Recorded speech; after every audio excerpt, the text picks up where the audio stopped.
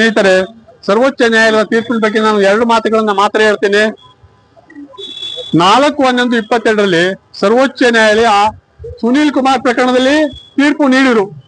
ಈ ತೀರ್ಪಿನಲ್ಲಿ ಏನು ಉಲ್ಲೇಖ ಮಾಡಿದ್ದಾರೆ ಅಂದ್ರೆ, ನೀವು 2014 ನಂತರ ನಿವೃತ್ತರಾಗಿರ್ತಕ್ಕಂಥ ಎಲ್ಲಾ ನಿವೃತ್ತ ನೌಕರರಿಗೆ ಹೈಯರ್ ಪೆನ್ಷನ್ ಕೊಡಿ, ಮತ್ತೆ ಮಿನಿಮಮ್ ಪೆನ್ಷನ್ 7,500 ರೂಪಾಯಿಗೆ ಏನು ಕಾರಣ ಏನು ಅಂತ ಅಂದ್ರೆ, ಈ EPS ಕಾಯ್ದೆ 1995 ಏನ್ ಹೇಳುತ್ತೆ ಅಂತ ಅಂದ್ರೆ, ಕಾಯ್ದೆನಲ್ಲಿ ಕಾರ್ಮಿಕರ ಹಿತರಕ್ಷಣೆಯನ್ನ ಕಾಪಾಡಬೇಕು.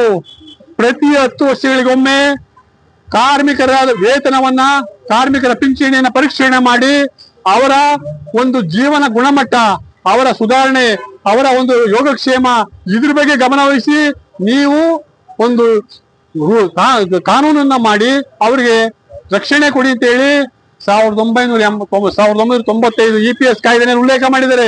ಆದ್ರೆ ಆ ಕಾಯ್ದೆನ ಉಲ್ಲಂಘಿಸಿದ್ದಾರೆ. 2014 1,000 ರೂಪಾಯಿ ಫಿಕ್ಸ್ ಮಾಡಿದ್ದು ಇವತ್ತಿನವರೆಗೂ ಕೂಡ ಒಂದೇ 1,000 ರೂಪಾಯಿ ಇದೆ. 2024 ಮಾಡ್ಬೇಕಾಯ್ತು, 12 ವರ್ಷ ಆಯ್ತು. 12 ವರ್ಷಗಳಿಂದ 1 ರೂಪಾಯಿ ಕೂಡ ಜಾಸ್ತಿ ಮಾಡಿಲ್ಲ. ಕಾನೂನು ಏನ್ ಹೇಳುತ್ತೆ ಅಂತ ಅಂದ್ರೆ, ಅವತ್ತಿನ ಧಾರಣೆಗೆ ಅನುಗುಣವಾಗಿ 1,000 ರೂಪಾಯಿ ಫಿಕ್ಸ್ ಮಾಡಿದ್ದು ಇವತ್ತು ಕನಿಷ್ಠ 7,500 ಮಾಡ್ಲಿಕ್ಕೆ ಏನ್ ತೊಂದರೆ ಇದೆ ಅವರಿಗೆ. ನಾನು ಪ್ರಶ್ನೆ ಮಾಡ್ತೀನಿ, ಅಧಿಕಾರಿಗಳಿಗೆ ಒಂದು ನ್ಯಾಯ, ಜನಪ್ರತಿನಿಧಿಗಳಿಗೆ ಒಂದು ನ್ಯಾಯ ಏನ್ ನಡೀತಾ ಇದೆ ಈ ದೇಶದಲ್ಲಿ? ಯಾಕೆ ಅಂತಂದ್ರೆ, 1 ನೇಷನ್ 1 ಎಲೆಕ್ಷನ್, 1 ನೇಷನ್ 1 ಪೆನ್ಷನ್ ಅಂತ ರಾಜಕಾರಣಿಗಳು ಹೇಳ್ತಾರೆ, ಜನ ಪ್ರತಿನಿಧಿಗಳು ಹೇಳ್ತಾರೆ. ತಮ್ಮ ಸವಲತ್ತುಗಳನ್ನ ಪಡೆಯಕ್ಕೆ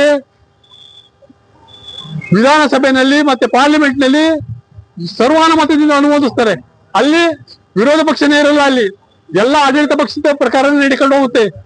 ಒಂದು ಕ್ಷಣ ಮಾತ್ರದಲ್ಲಿ ಲಕ್ಷಾಂತರ ಕೋಟ್ಯಾಂತರ ರೂಪಾಯಿ ಬಿಲ್ಲು ಪಾಸ್ ಆಗಿ ಅವರ ಸಂಬಳ, ಸಾರಿಗೆ ಸವಲತ್ತು, ಮತ್ತೊಂದು ಮುಗಿದೊಂದು ಎಲ್ಲ ಕೂಡ ಬರುತ್ತೆ. ಆದ್ರೆ ಕಾರ್ಮಿಕರ ಒಂದು ರಕ್ಷಣೆ ಬಗ್ಗೆ ಬಂದಾಗ ಮೀನಾವೇಶ ಎಣಿಸ್ತಾರೆ, ಕಾರ್ಮಿಕರನ್ನ ಕಡೆಗಣಿಸಿದರೆ, ಕಾರ್ಮಿಕರಿಗೆ ರಕ್ಷಣೆನೇ ಕೊಡ್ತಾ ಇಲ್ಲ.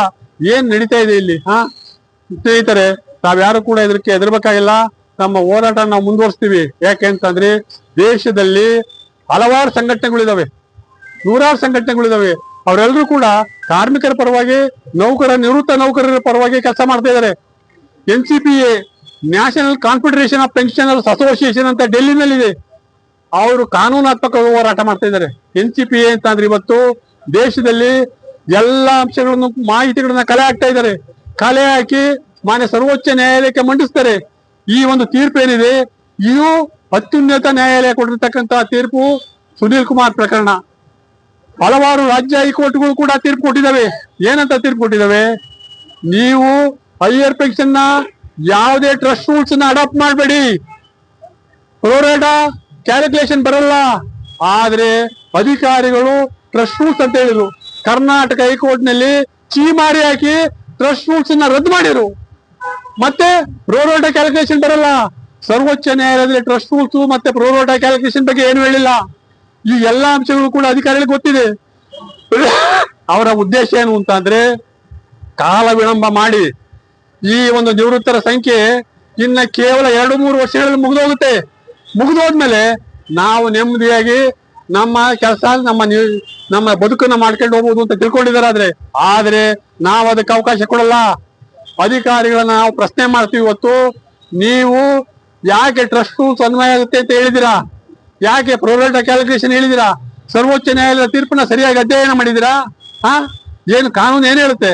ಕಾನೂನಿನಲ್ಲಿ ಸ್ಪಷ್ಟವಾಗಿ ಉಲ್ಲೇಖ ಮಾಡಿದ್ದಾರೆ.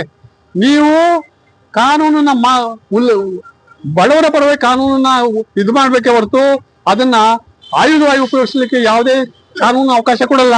ಈ ಎಲ್ಲ ಅಂಶಗಳ ಬಗ್ಗೆ ನಾನು ಪ್ರಶ್ನೆ ಮಾಡ್ತೀನಿ. ಸ್ನೇಹಿತರೆ, ತಾವು ಯಾರು ಹೆದರ್ಬೇಕಾಗಿಲ್ಲ.